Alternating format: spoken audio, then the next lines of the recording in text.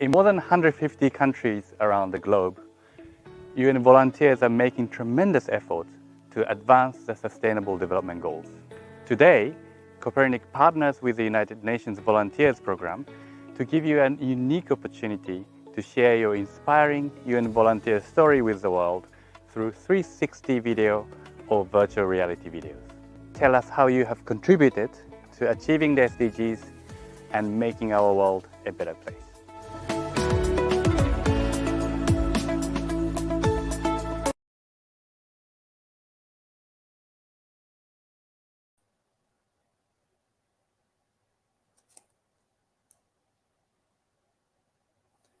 Good morning, good afternoon, and good evening, depending on where you are. Thank you for joining today's live online session on our initiative for the VR for SDGs, and staying with us for the next 35 minutes or so. My name is Yoshinori Ikeda, a Partnerships Development Specialist from UNV.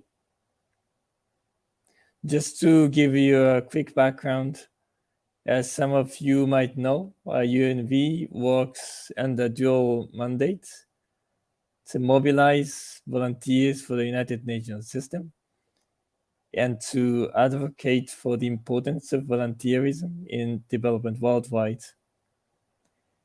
In the meantime, Kopernik and Ricoh have been implementing this exciting initiative called VR for SDGs since the beginning of this year.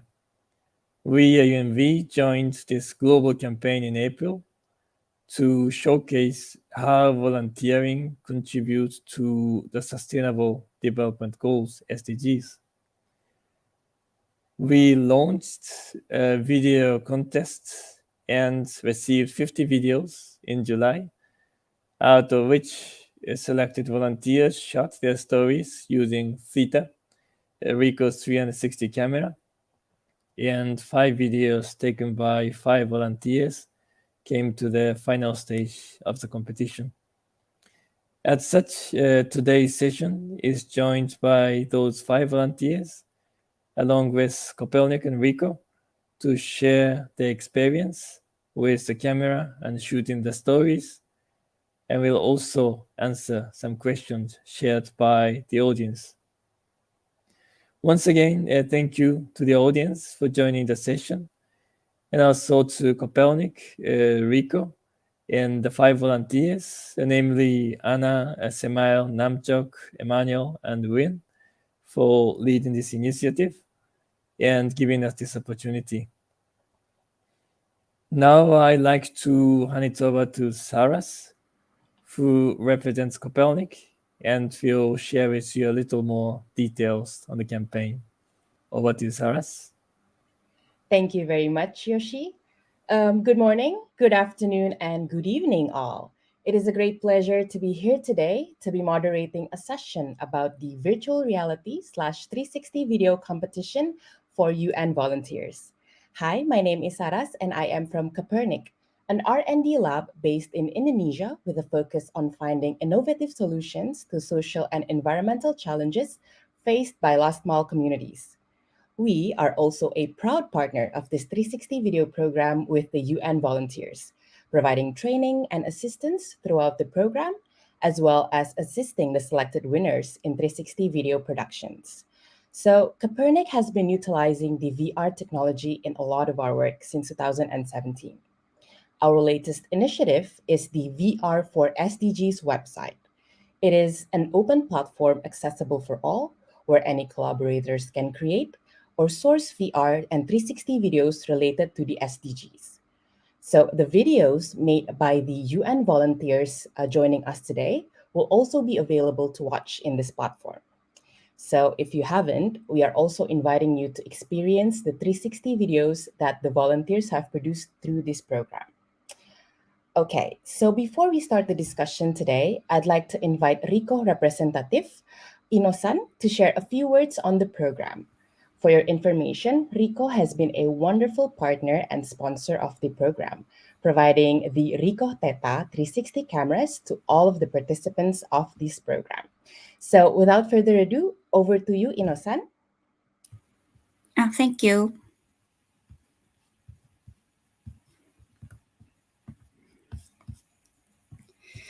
Hello everyone. I am Yoko Ino and I work in marketing at Ricoh. Currently, me and my team are promoting Ricoh Theater. Today, I will give a brief address on behalf of Theater Division in Ricoh. We are honored that our company's 360 camera, Ricoh Theater, was utilized for the international project in which UN volunteers shot areas where social problems are occurring. Ricoh Theta is a 360 camera that can shoot your surroundings with just one shot.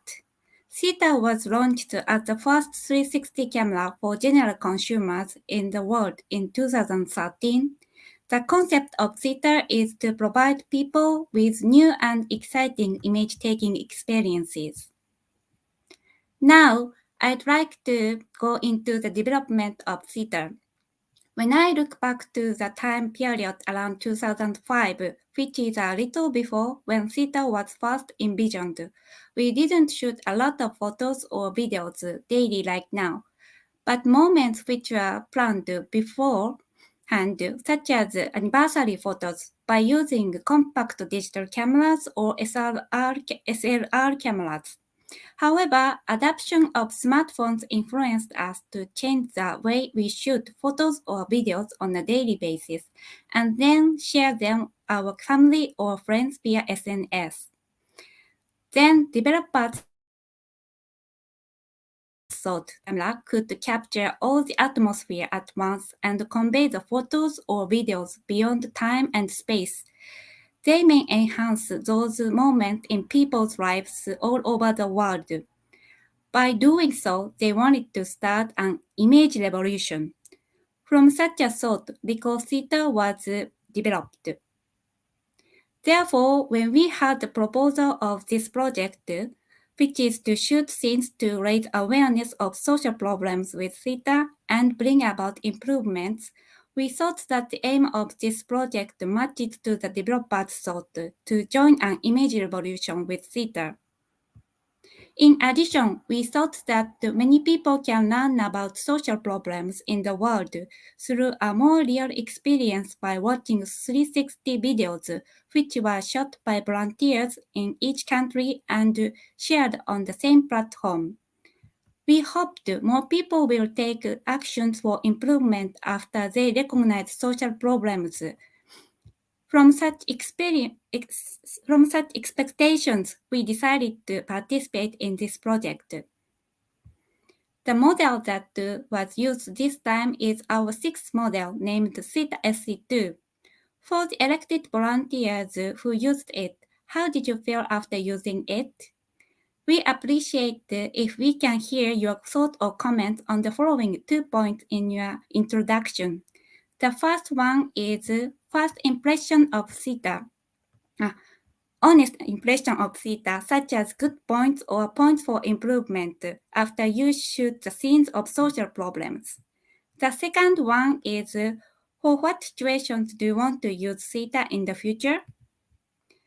We would like to utilize your comments for further development of Theta in the future.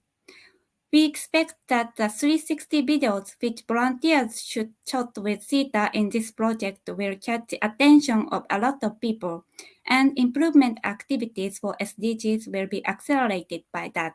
Thank you. Thank you very much, for the welcome speech as well, and thank you, Rico, for your wonderful support for this program. Okay, so in the next 20 minutes or so, we will be discussing with the UN volunteers who have been participating in this program and produced amazing 360 videos. We'll go through the processes, the challenges, their creative development, as well as their key takeaways on exploring and using this new immersive technology. Okay, so let's get started.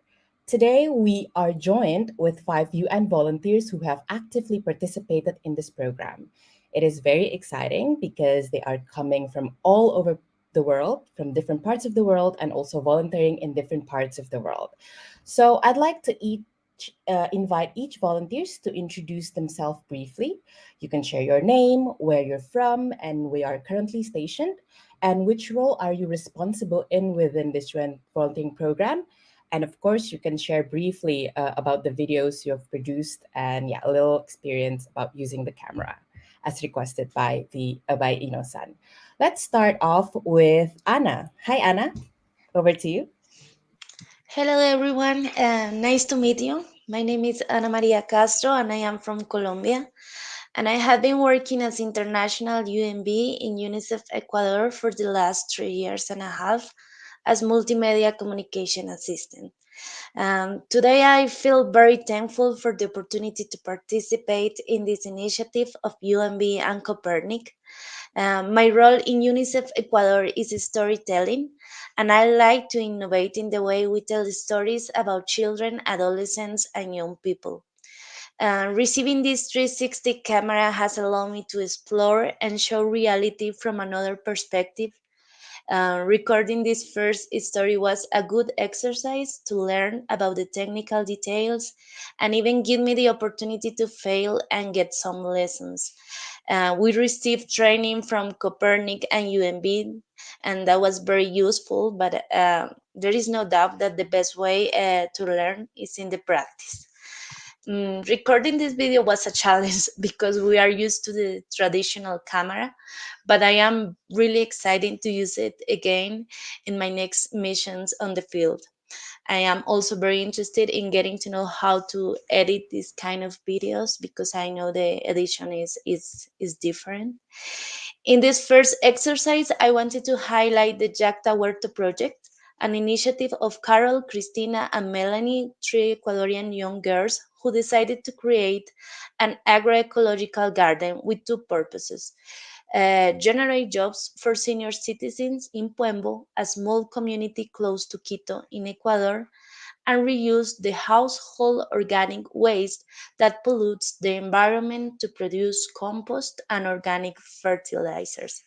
Since the project started, the girls and the elderly people involved are participating in a local market where they can sell their vegetables and that are 100% organic. This social project was born in the Lab Dreams, an initiative implemented by UNICEF Ecuador to empower Ecuadorian young girls and boys and train them in leadership skills. I really hope I can keep collaborating with UNB and Copernic in the future to show the great projects and initiatives that are carried out in Ecuador in order to reach sustainable development goals. Thank you so much. Thank you very much, Anna. Thank you for joining us today. Next, we will invite Temail to introduce himself. Over to you, Temail. Hello, everyone. Thank you for being here. My name is Emanuel Morina. I'm 24 years old and I live in Serbia. I'm from a small town called Kostolac, and I'm student. I'm also UNV, and a little over a year ago, we all together as a UNV from Serbia made one big organization, the Association of Young Volunteers, and I worked for that organization in the coordination team, and I really stand up for our activities. Education for volunteerism. We are education for volunteerism and improving the environment and the life song of young people in Serbia. And I would like to say that I'm very glad to be here, the part of this project, and I'm really grateful, and as well as all of my team for getting this amazing camera. As for the camera, we got the beginning. At the beginning, I didn't even know how to use it. It's very different for the other cameras we use in everyday life. So I didn't even know how to turn it on or how to connect with the phone. Uh, it was the camera I saw for the first time in my life. I'm not a photographer, not do I have any knowledge related to cameras, how to shot, how to edit. But of course, the whole Copernic team was there uh, for us to show, to explain us in great details, step by step in the beginning, how to use the camera, how to record the camera, even how to shot some tricks to make the recording as good as possible. And they really did a really good job. Uh, at the beginning of the training, I was very skeptical about it, how it will be, but at the end, when I learned how to use the camera, I can tell you that it's very interesting to use, and the camera is completely different from the all that we use in our everyday life. It's really amazing. Okay. So as for the event, I say the camera is okay. Camera is interesting. The resolution is great. The look, the picture, I really like everything. When you watch the video, you feel like you are in there, and it's really fascinating how many options you have to be able to take the pictures and videos as you were on a small planet, like. So thank you very much, and I'm very grateful. Thank you very much, Samuel. And it's been a pleasure to work with you as well. So let's move on to Emanuel. Are you with us, Emanuel? Yeah, over to you. Yes, thank you so much. First of all, I would like to thank UN volunteers, Copernic, and also Ricoh for giving me this opportunity. And as Sarah said, my name is Emanuel, and I actually hail from two different nations. On one side, I'm Swedish, and on the other side, I am Congolese descent. And I have been working as a UN volunteers now for, I'm on my third year. The first 2 years I spent in Cameroon, in Yaoundé, at the resident coordination office there, an awesome office. So shout out to you guys if you're listening. And currently I am volunteering as a communication manager in the Emirates during the Dubai Expo at the UN Hub at the Dubai Expo. And I decided to make a video about my work as a volunteer here, and also about the work of my five colleagues. We are actually 5 UN volunteers who are working for UN at the Expo. And I think the UNFPA has hired a 6th volunteer who is also supporting us in the UN Hub. And the role for us as UNVs here is to run the UN Hub, as I said, which is the home of the United Nations at the Expo. So my video is based on that, on our work, but it's also to show how we as volunteers, how we are working to promote the SDGs. And the video, the idea was also to show how Expo actually are working to promote the SDGs, because there are 192 country pavilions at the Expo. So all the nations of the world are here. And if you go in and visit those different pavilions, you'll quickly notice that almost all of them are in one way or another talking about the SDGs. Not all are directly talking about them, but at least indirectly. They talk about health, they talk about education, and they talk about gender equality and other important areas. And if you come to some pavilions, you will notice as well they have actually put all the SDGs in the pavilions. That is the case for Angola, Solomon Islands, and some other pavilions that I visited. So I wanted to try to show that what we as volunteers are doing for the SDGs, what Expo are doing for the volunteers, for the SDGs as well. So that's a little bit what my video is talking about. Back to you, Saras. Thank you very much, Emmanuel. Yeah, so if ever we curious on how Dubai Expo looks like and the UN Pavilion looks like, we can see and watch Emmanuel 360 video. Okay, so next one, we're going to move all the way to Thailand. Namchok, over to you. Thank you, Sarah, and good evening from Thailand, everyone. So my name is Namchok. I am from Thailand, as you know. So I joined the communication team of the UN Volunteer Regional Office for Asia Pacific in Bangkok as the communication assistant to support in terms of multimedia and graphics.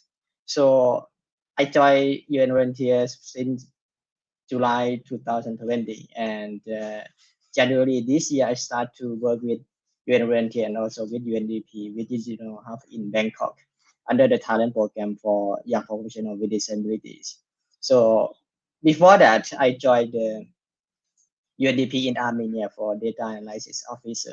So I was in Armenia for 13 years, joining the UN Volunteer working there. So it's really good opportunity for me to be in the UN system.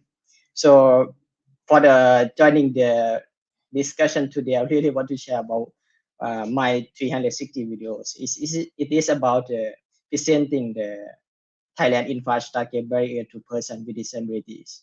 So in these videos, I really want to share experience about how persons with disabilities will face with challenges when infrastructure is not accessible for them. So as we know that infrastructure is crucial to social functioning with the direct impact on social well-being, income, education, and health. So when people with disabilities cannot access to things in our societies, it will be like they are leaving behind. So I really want to present if person with disability can access to everything we have, like everyone do. So we will be like change their life. So individuals also present the solution for person with disabilities and also people in our society about universal design. So I was presenting the working environment in the UN system to present that if person with disability can go to work, their life will really change. And then what's supposed to be like in our society if we want to improve in terms of accessibility that we want for person with disability, which will be the idea and the guidance how we do it and what should it be in the future. So in terms of training how to use 360 camera is really nice. I mean, this is the first time I holding the 360 camera and was thinking how to use it. And especially when I want to use a 360 camera in terms of presenting the accessibility, it will be challenging because I have to think about a person with visual impairment, the blind, the deaf, if they are will be able to watch the video and how to do it, right? So I have to prepare the script to have the voice messages in the video so that the blind and the deaf they really can get the message in the video. So they will be part of the videos themselves. So I really want to make sure that they are not behind in coding in the videos. So this is a good opportunity for me to join. I really want to take this opportunity to thanks for giving the opportunity. So I really want to learn about this one, and then I can really use 360 camera to be part of the work we are doing here in Bangkok. And really thank for the opportunity. Over to you, sir. Thank you very much, Namchok. We'll dig deeper on the topic that you picked for the video later on. But we still have one more volunteers who will introduce herself. So it's last but not least, we have Uyen. Hi, Uyen. Hello, everyone. Thank you very much, UNV-Kopernik-Ricoh, for giving me the opportunity to join the talk today. My name is Uyen. I'm from Vietnam. I am a UN volunteer, is communications officer for World Health Organization, WHO in Vietnam. Here I'm doing supporting communication for health. Mostly I do social media communication, including storytelling, graphic design, and video production. I really enjoy my work, and so far until now, I've been doing UN volunteers for 2 years and a half. I really appreciate the opportunity to join the video contest and the video, the 360 video camera is really an amazing tool. So the topic that I chose is Sustainable Development Goal number 3, health and well-being. Because at that moment, there was lockdown and COVID-19 lockdown in many places in Vietnam. So I decided to make a topic about, normally people are in quarantine or lockdown, they usually play with their phone and they are traumatized by a lot of information, infodemic, fake news, and most of the time bad news. So I want to send a message in the video is that sometimes just put your phone down and take a rest. So simply that is the message. And for me, the 360-degree camera is a very good tool to communicate in a different media way, a very different way, and it's very interesting way to explore with the 360-degree environment show. Thank you. Thank you very much, Uyen. Okay, so welcome again to all of the winners of the video competition. So yeah, through your introduction, we already touched a few points that we'd like to discuss today, which is about the usage of the camera, the experience of joining the program, as well as the story development of the video that you finally produced.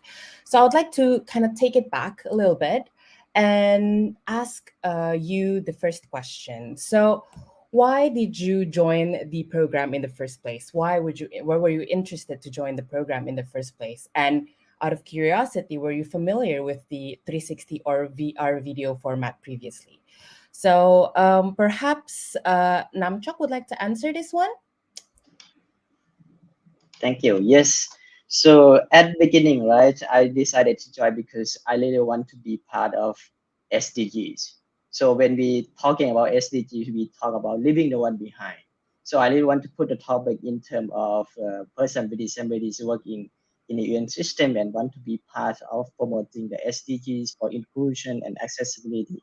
So I decided to join this one and really want to put the topic on the SDGs, that we can really make sure that everybody in UN system will understand the concept of SDGs and then really leaving no one behind at the first point. Also, I was working at a part of communication team, right? I really want to try the opportunity how to learn about developing the 360 videos so that I really can include the work I am doing to join the project. And I find out it's really especially that even if I am using the wheelchair user, right, I can setting like a video 360 video in front of my wheelchair and filming myself, and also in front of me what is happening. So it's really like I having two cameras in one. So I'm recording myself and there was voice, everything surrounding is really nice. Especially when I want to present if the location is accessible or not. It's like people can rotate and then look at the environment around, so that's really presenting the ideas, what is surrounding. It's really useful in terms of presenting about the location is accessible or not, or it needs to be something different. We can really like point location that okay, this is the location that is not accessible, it should be improved and something like that. So it's really useful for me after I joined the project, and I have to thanks again and again because my friends was telling me like, oh, this is something different what we have, because they just like one shot and then tell our story around them. So we don't have to present like one photo, two photos, right? I would like to add that if you want to see how effective 360 camera is, you definitely have to watch Namjok's video because it shows everything. You don't need to say much because the 360-degree camera it does the job really well. Yeah. Yeah, agree. I agree with Uyen. So yeah, if you have the chance, please do watch Namchok as well as all the others volunteers videos to see how it feels to experience the 360 and just to be in an immersive situation. Okay, so still in the beginning of the project, I'd like to ask Emanuel now. So when you first joined this program, did you have any knowledge or information about 360 or VR video, like knowing that you're going to get into this? Thanks, Saras. I think I have experience from video production from before. I've been creating a lot of different videos for the UN and also privately. But when it comes to 360 videos, I was completely blank. I didn't know anything about it. But I think that the training provided, it helped a lot. It gave me, you explained how to use the camera. It also helped us with to do like the storyboards and things like that. So it really helped a lot. I think for the training, but maybe what could have helped us a little bit more, if we could maybe have had some information on or some practical knowledge of how to use the camera, like the exercises, and then we come back and we discuss it and so on. But otherwise, I think the training was top and it taught me a lot. But I think that this was my first 360 video. And I think that my technique of definitely, it would develop, the more videos you develop, the better the techniques will be. My big challenge with the camera was that I'm unable to pan and I'm able to zoom in and to zoom out, because I like to do those, those effects when you're doing normal videos. But with the 360 video, it was a bit difficult. It was more, the camera was more static. So I think that was my biggest challenge. But I definitely gonna create more videos with this beautiful camera that I have right here. I'm definitely gonna create more videos with it, and I'm looking forward to additional projects in the future. Yeah. Okay, thank you very much, Emanuel. So I've been picking up all of you mentioning about that it is quite a steep learning curve using the 360 camera, saying that, oh, with more practice, we'll get used to it. This is our first try, so, it can be better, which is encouraging, to see a lot of you planning to use it more and explore with it more.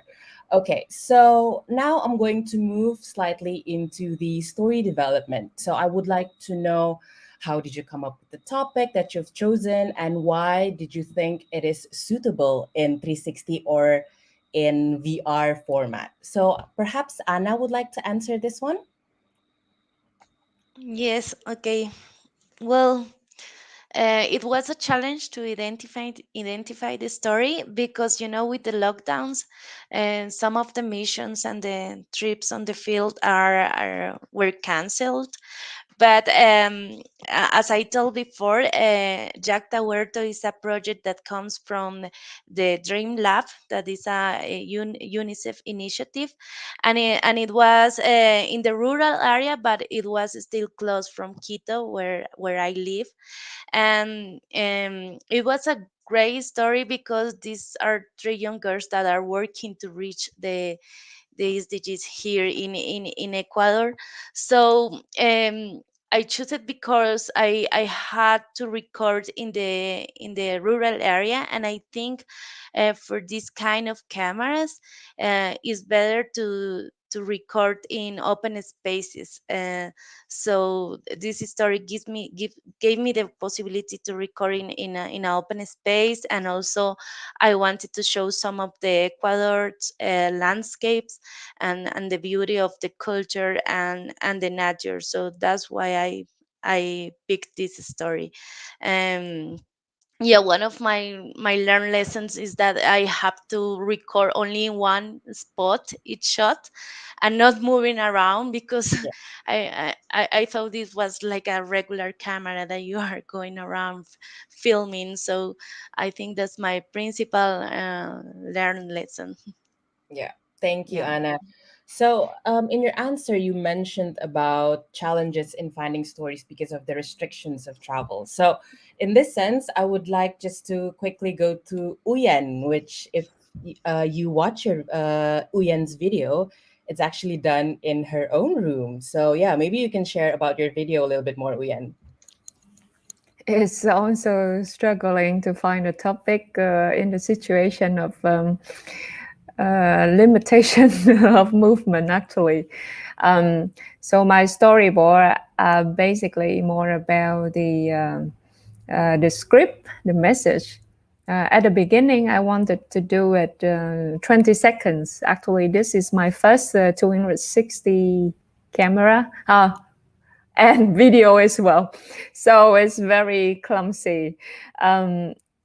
And struggling to figure out a story, because I was thinking people have to look around and have to move their mouths around to see what is happening inside the room. So that's why I was trying to put different messages up here on different sides of the room, and with the sound, and also with the surrounding sound, try to add something in to make the atmosphere.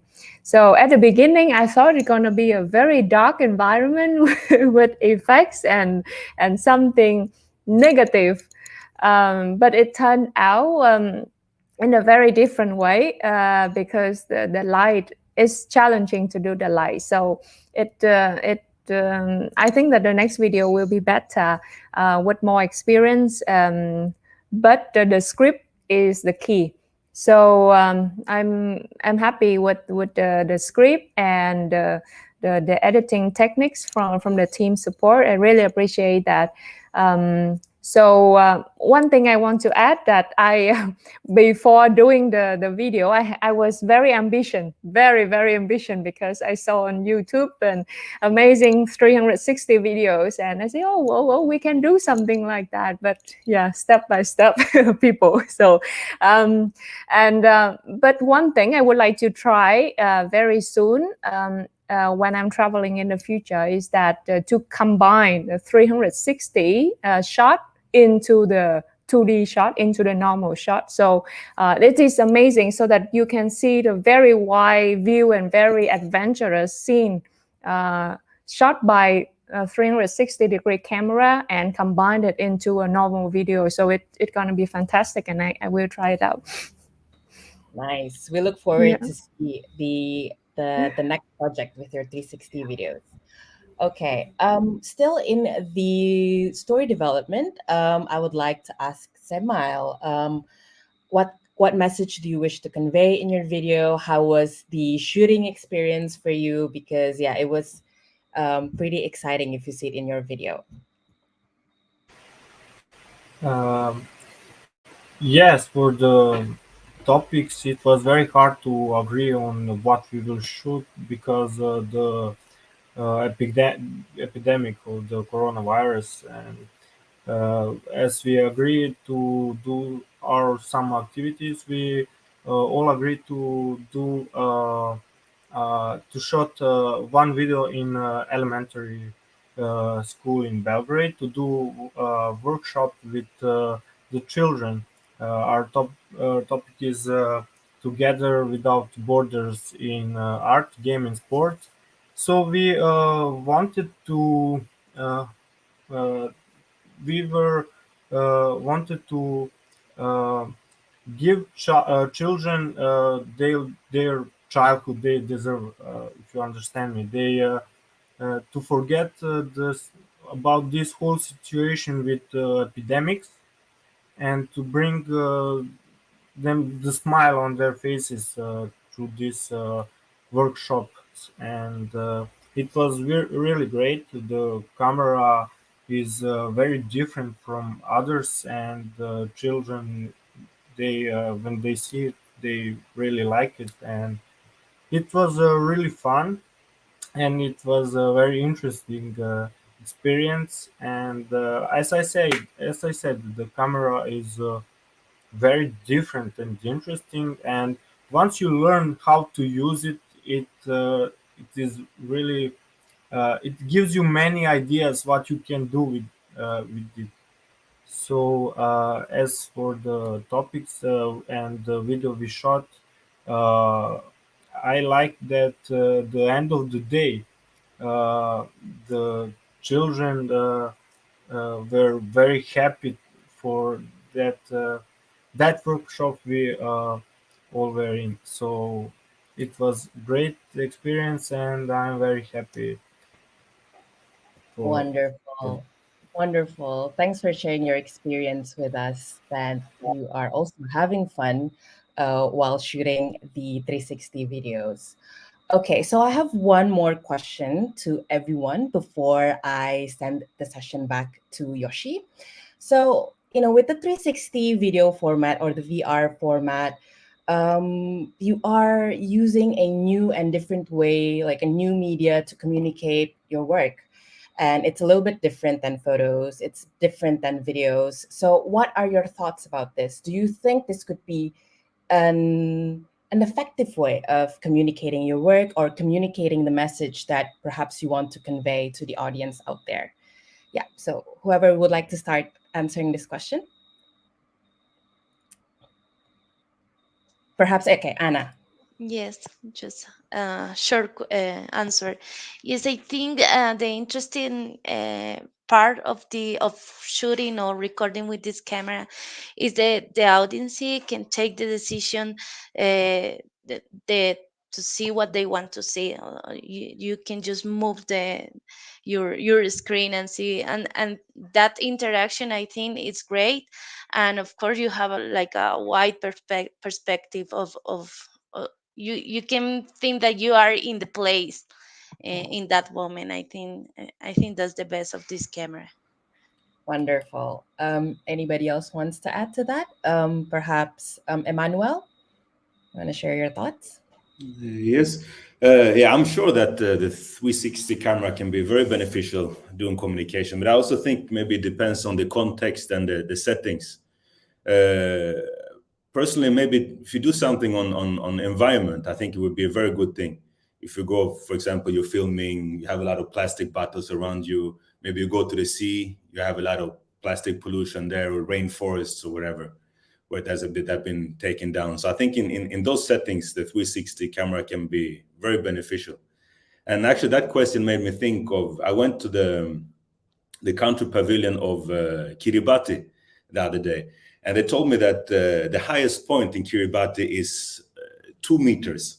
So they believe that Kiribati might even disappear in the next 20 to 50 years. It's the first time I heard this. I was very surprised myself. And I think maybe this camera could be used in the Pacific islands, in those small islands like Kiribati and Palau and Vanuatu and so on and so forth, just to highlight this problem with the sea level which is rising and putting those islands in danger. So yeah, it depends on the context. Yeah. Wonderful.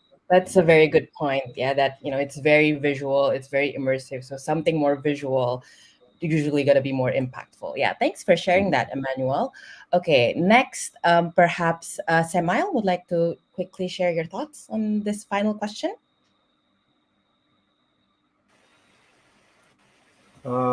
Yes, I would like to say that with this camera, it gives you a completely different perspective. And I think if you want to send a message with this video you shot with this 360 camera, you will definitely send it in a more creative and interesting way to that person who is watching, and it will feel as if he is there with you on that video. So I think it's the good way uh, to send a message with this video, and that's it. I don't know what to say more about that. Yes, thank you very much. Okay, so Uyen, perhaps you can share something quickly. Yeah, I want to add one thing that I see from my experience from the room is that I think it's better outside in a wide area because it gives a better perspective of big things around, especially like Emanuel said, it's better for the environment, the surrounding. It's very impactful. But if it is something inside, like in studio or something, you need to prepare it very careful because everything gonna be filmed. So everything unprepared or something messy, everything gonna be shown. Yeah. Yes. So when you're inside, be prepared. Yeah. Okay, thanks, Uyen. Okay, last but not least, I would like to invite Namchok to share your thoughts. Thank you. So I really find something that very much different from normal camera, by the way, because when I was talking about presenting the working environment that is accessible for person with disabilities, right? So if I talk with my friends, I have to send them like many photos to explain the situation, how it's work in the office, how it's accessible for them. But when filming with the 360 camera, they just one shot, and then they can rotate around and then see fully about the environment surrounding around them. It's really useful in this case, especially when the people who are working for like accessibility audit or something like that, then they can really present about this one.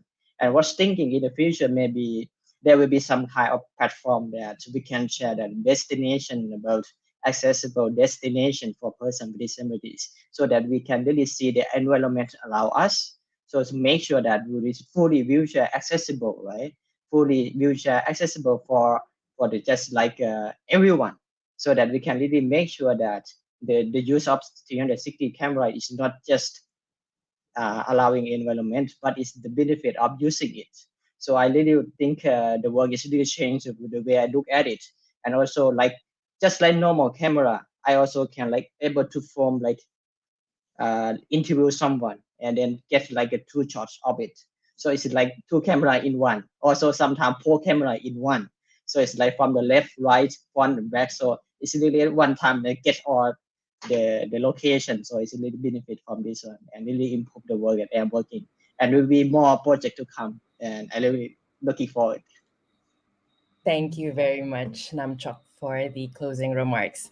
So, thank you everyone for your time. Unfortunately, that's all the time that we have for today. Thank you for all who have tuned into the session. And yeah, I hope this discussion can provide somewhat interesting insight for you in VR technologies, more specifically, how it can support works in the development sectors. And again, thank you so much to all of the volunteers joining us today. Anna, Chemail, Emanuel, Namchok, and Uyen. We hope you can continue the great work that you are doing. So also a kind reminder for you to watch all of the great videos produced by the UN volunteers, or you can watch more 360 videos on the VR4SDGs.org platform. So thank you, and I'm going to hand this session back to Yoshi. Over to you, Yoshi. Thank you, Saras, and thank you, everyone. And if there's no burning question or comments, I'd now like to close the session by again thanking you all for your active participation and lively discussion. It was a great pleasure to host such an exciting session.